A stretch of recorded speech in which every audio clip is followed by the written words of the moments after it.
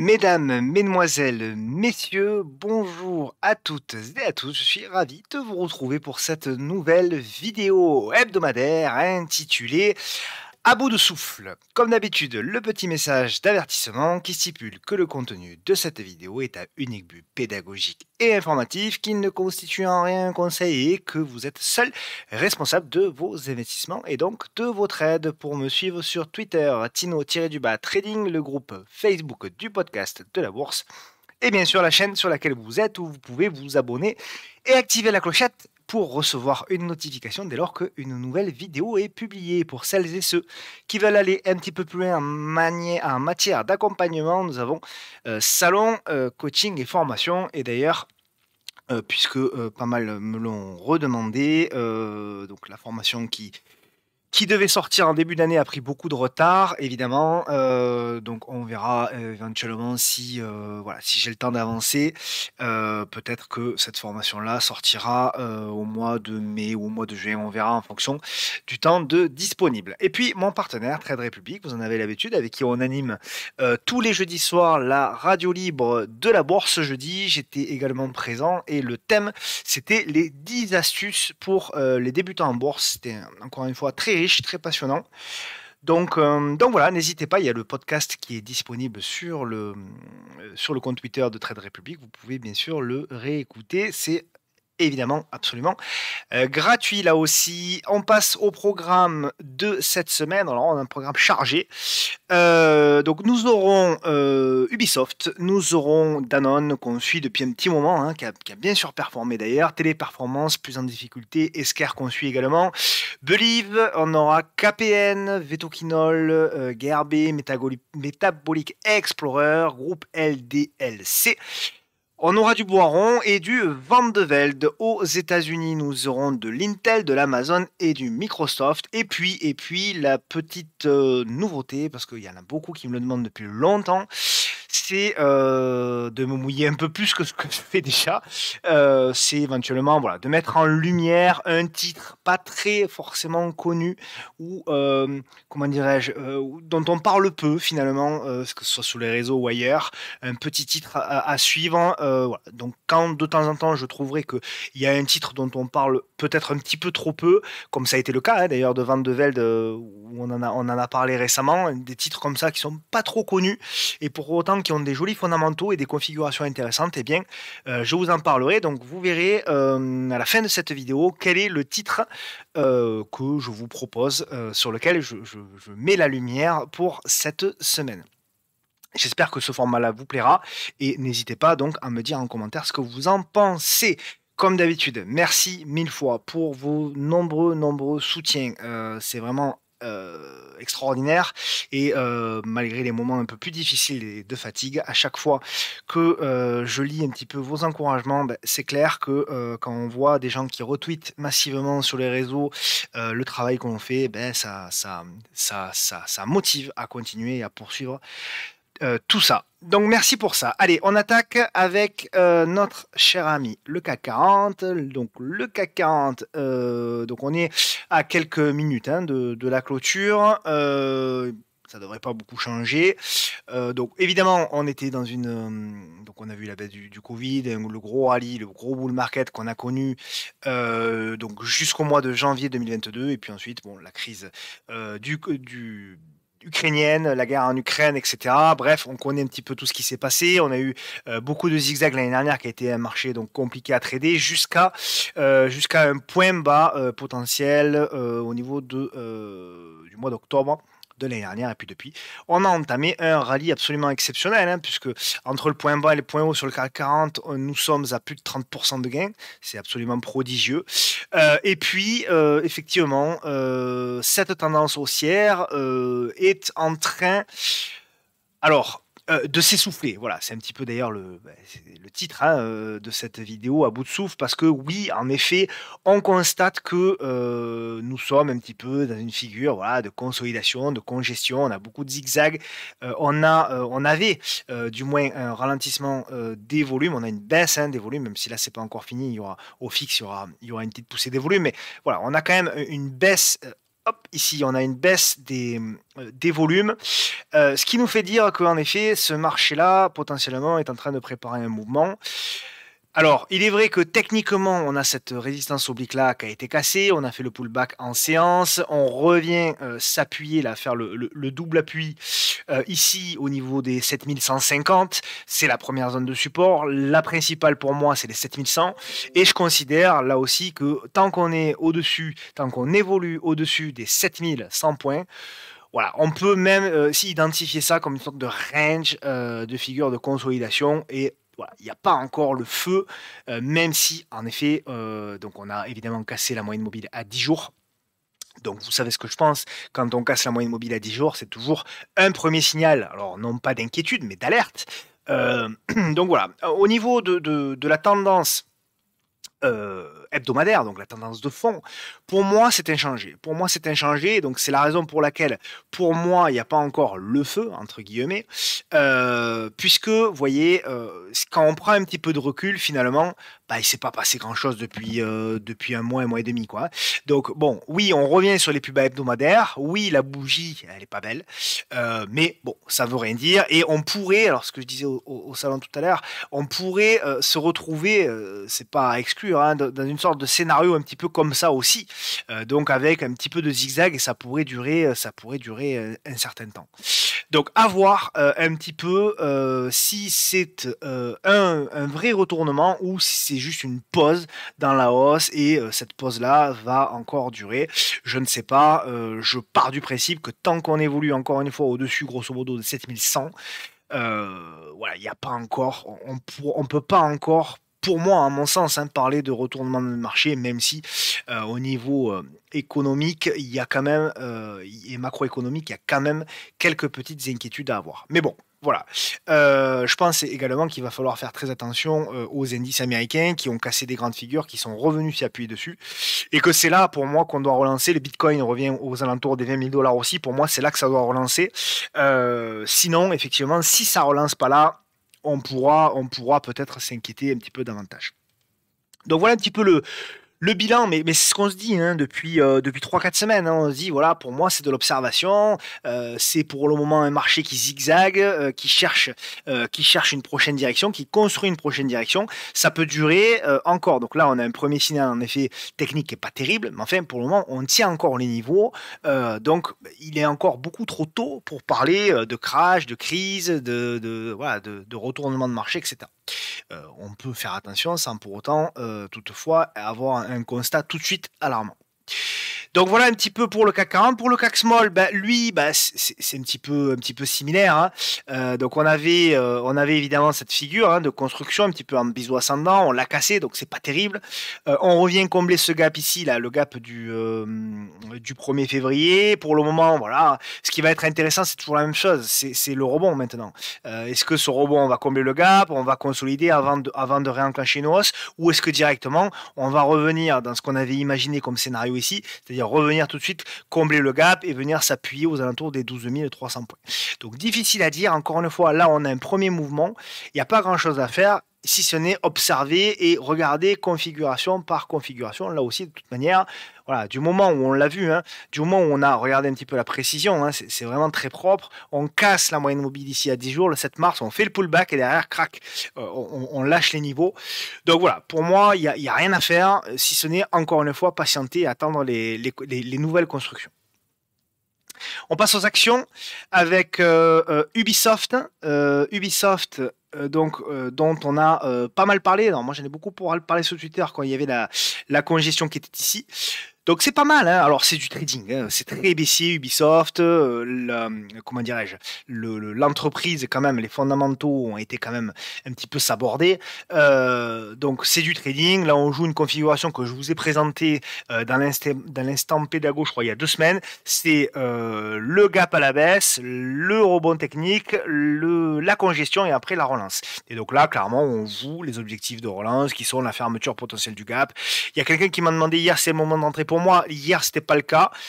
C'est pas tout à fait pareil aujourd'hui. Si vous voulez tenter, alors du coup, je vais remonter un petit peu le gap. Voilà, pour celles et ceux qui veulent tenter quelque chose, potentiellement, vous pouvez tenter quelque chose ici en achat agressif au-dessus des 23,02 avec un stop ici sous les 22,26 pour aller chercher dans un premier temps le colombement du gap et qui correspond en même temps à l'ancien support qui a été cassé et qui pourrait être pullbacké. Mais vous voyez, en termes de ratio gain-risque, bon, c'est pas exceptionnel. Donc voilà, positif donc à très court terme hein, sur Ubisoft. À moyen terme, on tente effectivement, voilà, on tente de repasser la moyenne mobile 10 hebdomadaire, mais voilà, c'est un début potentiel de quelque chose. Évidemment, la tendance est tellement baissière qu'on ne peut pas parler encore tout à fait de retournement de moyen long terme. Pour le moment, c'est juste du rebond technique, du comblement du gap, etc., etc., etc. Donc voilà pour Ubisoft. Pour Danone, alors pour Danone, je suis très content parce qu'on en avait parlé, souvenez-vous, dans la vidéo avec mes amis de Ibu Expert. On en avait parlé en termes de timing. Hein. Moi, dans la vidéo avec Ibu, j'avais parlé de la cassure ici des 51 ou 51,50, pratiquement 52 euros. On est à 54,75 aujourd'hui. Alors, Danone, c'est une mémère, hein, d'accord? Donc, sur Danone, quand on fait une poussée de 10%, c'est la poussée du siècle, hein, presque, hein, sur Danone. Donc voilà, c'est une mémère, mais elle tient bien. On avait un deuxième point d'entrée que vous avez proposé la semaine dernière au-dessus des 53,94. Voilà, pour le moment, RAS, donc c'est pas mal, effectivement. Donc on verra bien ici, voilà, la zone des 51,5 à casser. Donc on verra bien. Pour moi, les objectifs, c'est d'aller chercher dans un premier temps la zone ici des 56, 50, 57 et après si ça passe effectivement on ira chercher ici la zone des 60 mais encore une fois on n'y est pas encore, on a fait la première cassure, on a cassé les niveaux, on bloque là vraiment à très court terme sur un petit niveau de résistance mais c'est pas mal du tout, c'est intéressant. Téléperformance, alors Téléperformance, elle, effectivement, bon, on l'avait suivi, souvenez-vous, là, ici, c'était aux alentours de novembre, juste avant le séminaire de Barcelone d'ailleurs. On avait fait le rebond, on avait fait la belle congestion très intéressante sous l'ancienne oblique support qui avait été cassé, on a fait le pullback, et puis là on l'a réintégré, la grande figure finalement. Donc là on revient, ce qui me gêne un petit peu, donc on avait proposé le retour sur ici là, le support oblique, ce qu'on a fait. Là c'est un peu exagéré, donc je sais pas, là pour le moment j'y toucherai pas trop, honnêtement. Voilà, donc on a cette espèce de support là, si on le retrace un peu plus proprement, voilà, une espèce de support. Donc à voir si TEP est capable de faire le rebond technique, de faire la congestion. Et à ce moment-là, oui, là-dedans, on pourra tenter quelque chose. En revanche, si ça lâche, on essaiera de jouer ici le retour sur cette oblique-là. Et potentiellement, hop, si ça lâche tout ça, et qu'on revient ici, on essaiera de jouer la consolidation pour jouer ce mouvement-là, etc., etc., etc. Mais ça reste une tendance baissière. D'accord, Téléperformance, on voit bien hein, le travail de la moyenne mobile à 10 jours, là, parfait. En hebdomadaire, je suppose que c'est encore baissier aussi, voilà, même bien baissier. Donc voilà, c'est quand même une tendance baissière. Très sincèrement, dans un marché baissier, il vaut mieux essayer d'éviter les tendances baissières, justement. Donc pour le moment, voilà, si vraiment on n'a pas un setup clair et précis et pas cher en termes de ratio gain-risque, très sincèrement, j'attendrai. Après, ça ne veut pas dire que c'est pas le point bas, etc., etc., évidemment. Mais j'attendrai. Esker, on l'a su depuis un petit moment, Esker. Et on avait imaginé, alors je voulais la suivre, il n'y a pas grand chose à dire, mais je voulais quand même la suivre. Donc on avait ce scénario ici, baissier, la cassure, la congestion, etc. On est toujours hein, là aussi dans une potentielle construction de figure, donc on joue un petit peu avec le bas. Pas grand chose à se dire, il y a pas, de toute façon, il n'y a pas d'intervention hein, à faire pour le moment.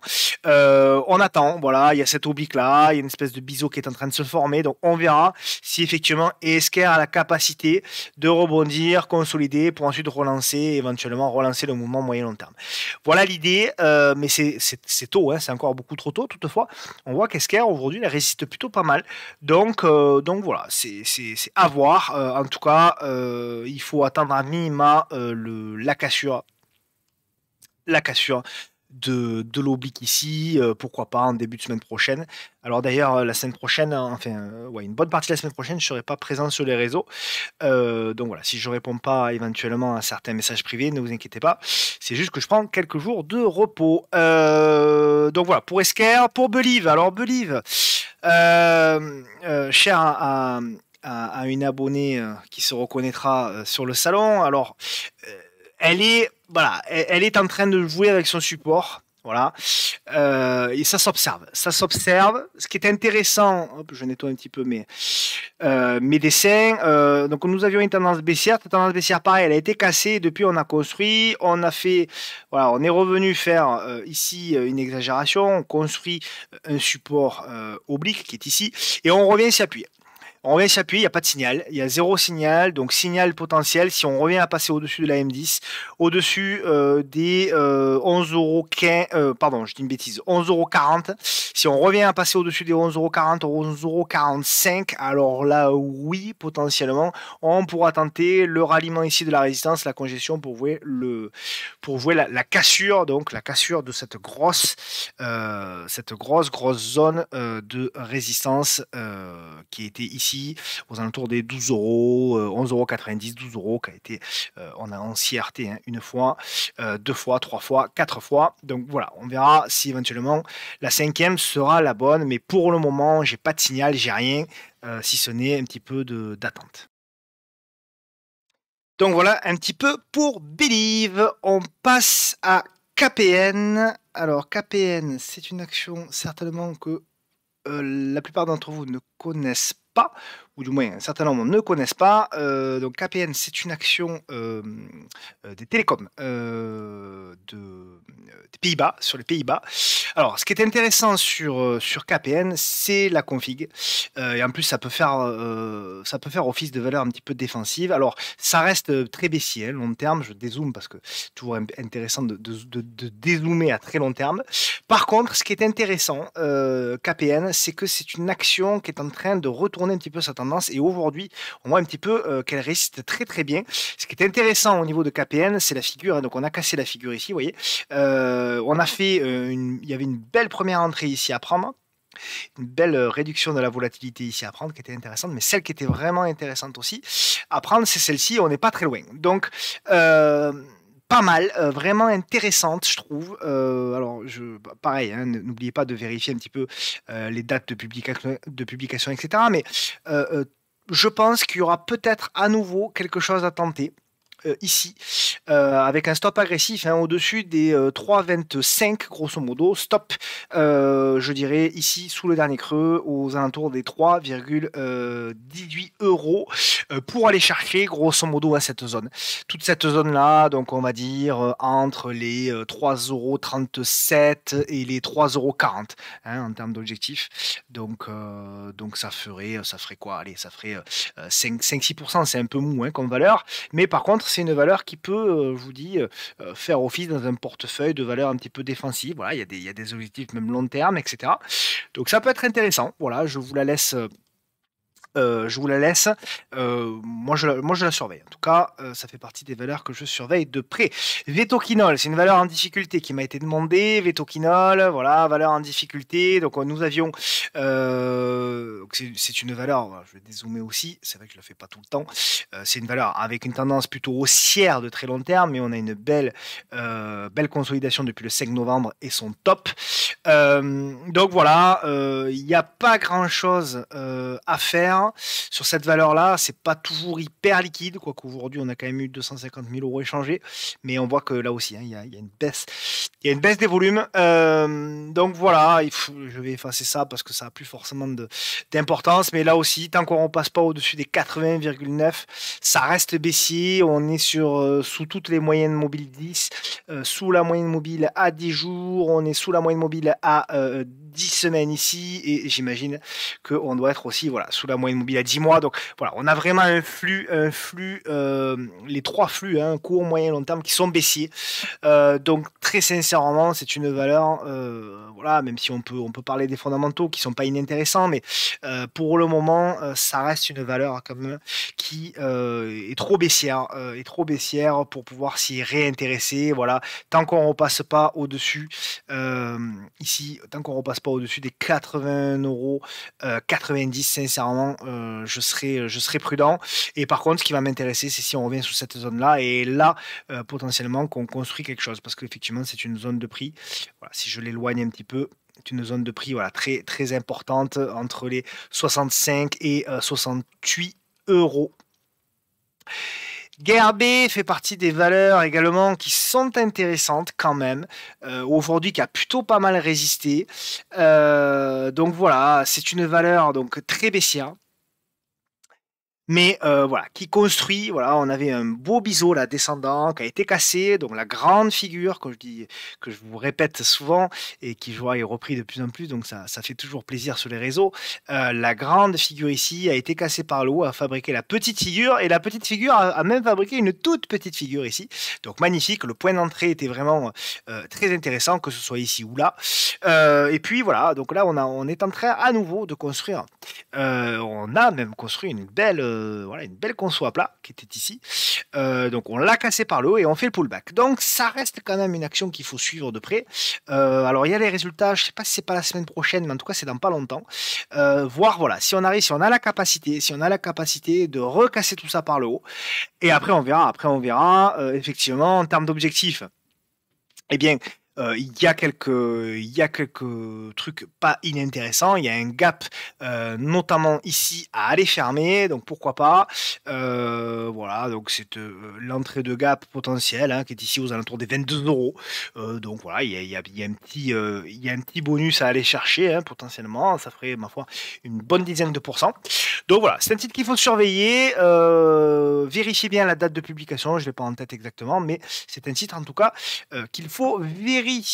Metabolic Explorer, Metex. Alors Metex, on m'en a parlé. Bon, évidemment, j'essaie de faire plaisir à tout le monde. J'essaie de reprendre un petit peu toutes les actions que vous me proposez. Metex, c'est une tendance très dégradée, hein. Voilà, il ne faut pas s'y tromper. On est revenu sur les plus bas historiques.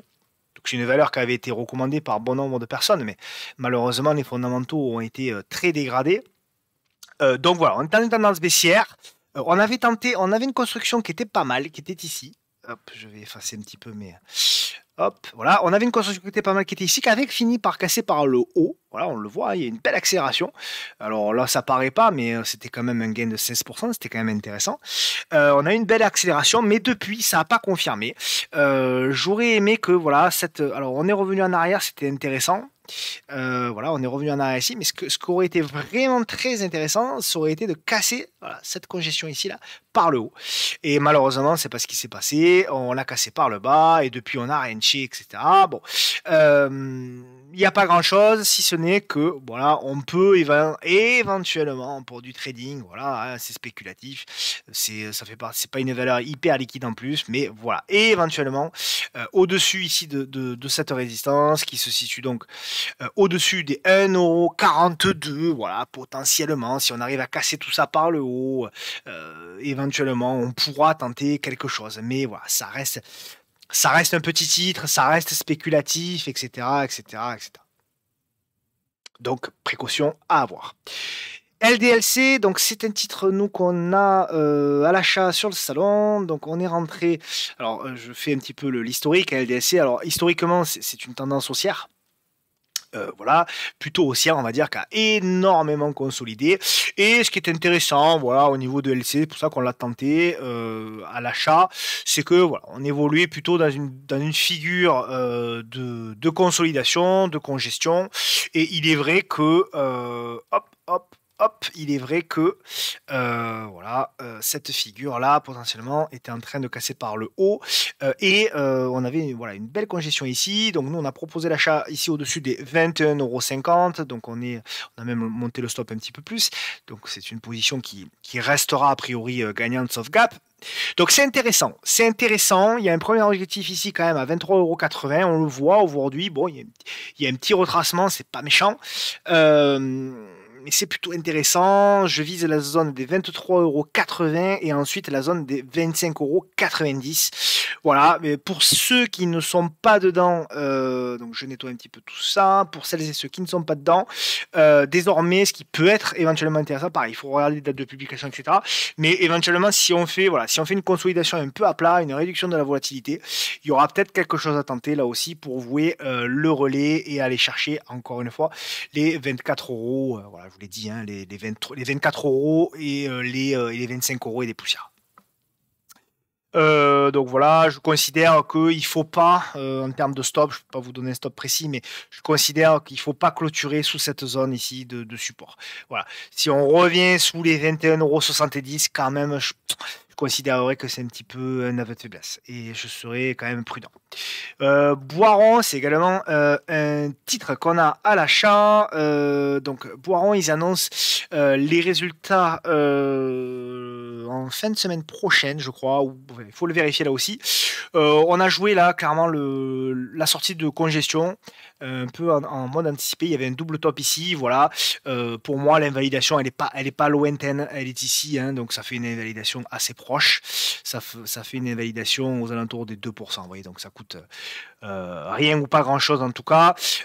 Pour jouer du retracement, hein, là aussi, hein, pour jouer du retracement, donc pour aller chercher éventuellement, il y a un petit gap ici, aller chercher les 44 €, puis les 45, etc. Mais voilà, ça reste baissier. Là vraiment, on joue du retour à la moyenne pas très cher, mais c'est tout quoi, hein. Franchement, c'est très anticipé à ce stade. Van de Velde, par contre, voilà, un titre que j'ai proposé, hein, sur lequel j'ai mis la lumière il y a quelques temps. Van de Velde, voilà, on en a parlé. Voilà, on avait un beau trend following. Et puis, on avait voilà, une oblique ici, la belle congestion qu'on avait parlé à la sortie de congestion ici, aux alentours des 31,75 €. On a une belle accélération, donc on a gagné plus de 10%, donc très intéressant. Donc voilà, c'est intéressant. Congestion à plat pour ceux qui ne sont pas rentrés, congestion à plat, donc à suivre pour voir si potentiellement on peut tenter quelque chose si on a une continuation de cette figure là un petit peu à plat. Voilà, RAS pour moi au niveau de Van de Velde. RS. On passe aux trois actions américaines avant de passer à l'action bonus, à l'action à suivre. Donc Intel, voilà, Intel, pour moi, allez, je vais effacer grosso modo un petit peu tout. On a un double appui, voilà, on a un double appui ici. On évolue pour moi dans une sorte de range, hop là. On évolue dans une sorte de range ici, voilà, entre les 24 et les 31 $. Donc oui, c'est plutôt pas mal, hein, d'ailleurs, hein, c'est plutôt pas mal pour du trading. Alors la tendance reste évidemment très baissière, hein. Hop là, la tendance reste évidemment très baissière, voilà. Mais ce qui est plutôt sympa sur Intel, c'est que voilà, on a cassé, on est venu se réappuyer ici. Voilà, pour celles et ceux qui veulent le tenter, ma foi, il y a peut-être quelque chose à tenter. Pour jouer dans un premier temps, le ralliement ici, grosso modo, allez, si je suis un peu moins gourmand, le ralliement ici des 30 $. Stop, alors il y a deux solutions, soit vous êtes très agressif, donc stop ici sous les 26,06 €, soit ici sous les 25 $, et pour aller chercher donc les 30 $. Amazon qui est pas affreuse, Amazon, pas affreuse, pas terrible non plus, mais pas affreuse. Ce qui est intéressant au niveau de Amazon, donc je vais là aussi redémarrer. De temps en temps, il faut faire un reset, hein, sur vos graphes, n'hésitez pas à tout effacer, à tout reprendre. Donc voilà, ce qui est intéressant au niveau de Amazon, alors c'est du trading, hein, là aussi, hein, pour moi ça reste une tendance baissière, de toute façon, on le voit, la tendance de fond en hebdo, hein, on est baissier, nous ne nous y trompons pas, pardon. Nous sommes au-dessous de la moyenne mobile 10 mensuelle, nous sommes, allez, on va dire légèrement au-dessous de la moyenne mobile 10 hebdo, donc voilà, ça reste du trading. Toutefois, effectivement, si Amazon parvenait à repasser, notamment ici au-dessus des 96 $, alors oui, on pourrait tenter éventuellement quelque chose sur ce titre. Voilà, pas plus que ça à se dire. Ça reste pour moi encore une fois baissier, mais voilà, on peut se dire que si, oh là, pardonnez-moi, on peut se dire que si voilà, on arrive à repasser. On arrive à passer au-dessus de cette oblique et au-dessus des 96 $. Alors oui, il y aura peut-être quelque chose à tenter. Voilà. Mais par contre, attention, si on commence à lâcher les 90 $, à l'inverse, ça peut être extrêmement dangereux. Microsoft, elle est ici, Microsoft. Alors, ça se surveille. On en avait parlé, comme là, j'ai pas effacé, je l'avais pas eu depuis moi. Donc, beau trend following, hein, Microsoft, 1 point d'appui, 2 points d'appui, 3 points d'appui, 4 points d'appui. On en avait parlé, ça devait être dans la vidéo du vendredi 20 janvier, et je vous avais proposé 2 scénarios. Toujours pareil, hein, on ne sait pas ce qui va se passer, mais on peut faire des scénarios. Premier scénario, c'était un retour sous l'oblique, et vous avez dit, si on a une congestion, hop, on peut jouer effectivement le mouvement. Ça n'a pas été celui-là qui a été validé par le marché. Ce qui a été validé, c'est celui-ci, la cassure de l'oblique et le retour ici avec la congestion. Donc parfait, tout ça avait été tracé avant, hein. Vous pouvez reprendre la vidéo du 20 janvier. Alors c'est assez marrant parce que ça a parfaitement suivi les tracés. Mais voilà, pour le moment, donc on est dans la figure. Donc effectivement, on avait la mise en place ici de cette fameuse, oh là, il y a les mangues, excusez-moi. Voilà, la mise en place de cette petite conjonction, on casse par le haut. Donc maintenant, ce qui va nous intéresser, pour moi, le signal sur Microsoft sera donné à la cassure des 260 $ 12. Si on arrive à passer au-dessus des 260 $ 12, en effet, avec un stop agressif sous les 243 $ 20, on pourra aller chercher ici les 276, ici les 291 et potentiellement les 315, etc., etc. On verra d'ici là, mais en tout cas, pour moi, il y a des choses qui se mettent en place, qui se regardent quand même sur Microsoft, mais pour le moment, rien n'est fait. Il faudra dépasser les 260 $ pour pouvoir valider éventuellement un retournement et une reprise de la tendance majeure, hein, qui reste une tendance majeure de fond, hein, qui reste haussière, on le voit bien. Donc pour reprendre cette tendance, pour moi, haussière majeure de fond, il faudra repasser au-dessus des 260 $. Donc voilà pour les titres principaux. Le titre que je veux vous montrer en surprise, entre guillemets, le titre à suivre. Alors quand je dis à suivre, il faut jouer le jeu, sinon c'est pas la peine. Quand je dis à suivre, ça veut pas dire achetez-le bêtement lundi. C'est pas du tout ça que je veux dire. Ce que je veux simplement vous montrer et ouvrir un petit peu les horizons sur des titres dont on parle généralement peu. Alors, le titre dont je vais vous parler, c'est Viviative. Viviative, alors c'est un tout petit titre. Très peu liquide, donc il faut faire attention. C'est plus de l'investissement éventuellement qu'autre chose. Par contre, ce qui est intéressant sur ce titre-là, fondamentalement déjà c'est intéressant. Vous irez voir, vous irez fouiller, faites également vos propres recherches. Mais ce qui est intéressant sur ce titre-là, c'est que vous voyez, on avait fait un top ici en janvier 2018. Donc je vais le matérialiser ici par une zone comme ceci. Et là, voilà, on a vraiment une figure ici qui est en train, on a des niveaux qui les uns après les autres ont un petit peu sauté. Des zones de résistance, il y en avait une belle qui était ici, qui a sauté. Donc on avait une espèce de figure de retournement ici. Et puis voilà, ici, là, c'est la même chose. On a éventuellement une belle congestion qui est en train de se mettre en place. C'est pour ça que je vous la montre. Une belle congestion qui est en train de se mettre en place. Il y a très peu de volume. Quasi plus du tout. Donc il faut faire attention. Hein. Là, c'est des valeurs où il y a en moyenne, vous voyez, ces derniers temps, il y a 60 000 € échangés en moyenne. Donc c'est des tout petits titres. Donc il faut mettre des toutes petites tailles de position là-dessus. Mais pour de l'investissement, ça peut être intéressant. On jouera potentiellement, pour moi, hein, des nouveaux plus hauts.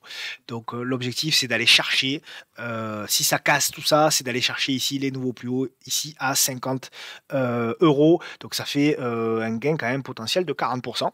Voilà, donc à voir, privilégier là-dessus les toutes petites positions, évidemment, au vu de la taille du carnet d'ordre. et privilégier les stops en clôture jour, d'accord? Les stops en fin de séance. Donc admettons, si vous dites, je vous dis une bêtise, vous vous dites: «Je veux acheter, voilà, et cetera, je mets une taille de position et je mets l'invalidation ici à 33,62». Qu'est-ce que ça veut dire des stops en clôture jour? Ça veut dire qu'on attend la fin de séance, 17h15, 17h20, 17h25 et on attend de voir si le titre, hein, clôture vraiment sous le prix. S'il clôture sous le prix, à ce moment-là, on clôture la position. En revanche, si la clôture se fait au-dessus du prix, on conserve la position. Voilà, j'espère que j'ai été assez clair et que la vidéo vous aura plu. Encore une fois, merci 1000 fois pour vos soutiens, pour vos likes, pour vos commentaires que je lis à chaque fois. Et puis, je vous souhaite évidemment un excellent week-end. Rendez-vous la semaine prochaine. Ciao, ciao, à bientôt.